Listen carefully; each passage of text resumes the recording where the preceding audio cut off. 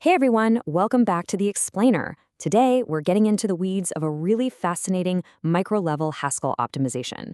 We're going to follow the digital footprints of a developer named Ang, who recently documented a brilliant little refactoring journey. If you absolutely love diving into the nitty-gritty of memory allocation and seeing exactly how a tiny architectural shift can make your codebase sing, well, you're definitely in the right place. Let's get right into it. So, let's kick off this detective story with a pretty critical question. Is your application actually working harder than it needs to? I mean, we all like to think our code is running as efficiently as possible, right? But there are frequently these hidden inefficiencies just lurking beneath the surface. Sometimes the compiler saves us from ourselves, sure, but other times, we accidentally force our applications to do the exact same heavy lifting over and over again without even realizing it. The optimization mystery. Our story starts with Ang auditing a Haskell console application, acting on a tip from a code lender called HLend. Ang zoomed in on a very specific task the app performs, which is CJK character mapping. Essentially, this is just the process of converting standard single-width ASCII characters into their full-width Chinese, Japanese, or Korean equivalents. It's a super common requirement in text processing to make sure formatting and spacing look right when you're mixing different character sets. It's a highly specific task, but it really perfectly grounds our technical Haskell investigation in a real-world use case.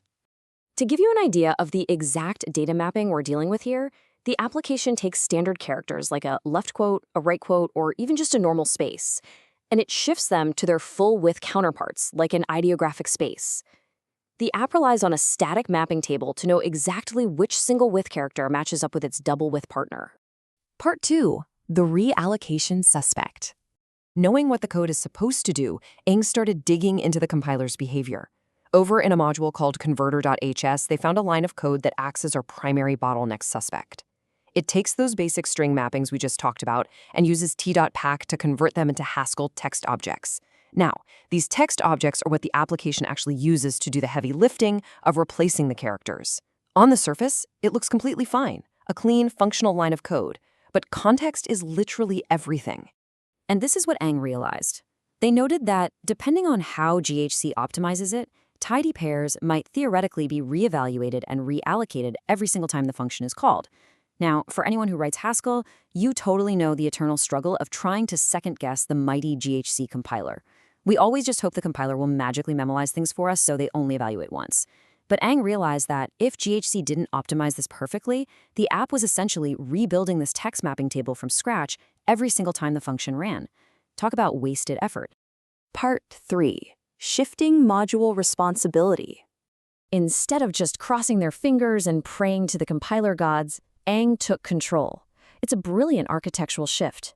The old way had the calling module, converter.hs, doing the string-to-text conversion on the fly, exactly when it needed it. It's kind of like building a heavy machine on the shop floor every single time you need to use it. Ang's solution? Move those t.pack conversions entirely into the definition module, lexicon.hs. So now, it's like building the machine exactly once in the warehouse and just wheeling it out whenever the shop floor needs it. Breaking down the exact refactoring changes Ang made to strip away this overhead. First, the t.pack conversions were totally removed from the calling module. Second, the mapping pairs are now constructed right there inside the definition module, lexicon.h. And because of that, the type signature of the exported variable itself completely changes. So instead of exporting a list of simple strings, the module directly exports a list of text objects ready to go. Part 4. The lifetime memory payoff. Now, this might just feel like shuffling a few lines of code around, but the performance benefits are massive. Tracing the new, highly optimized flow, we see Step 1, the raw string mapping table is defined. Step 2, it's immediately mapped and converted into text objects using t.pack, right in the definition module.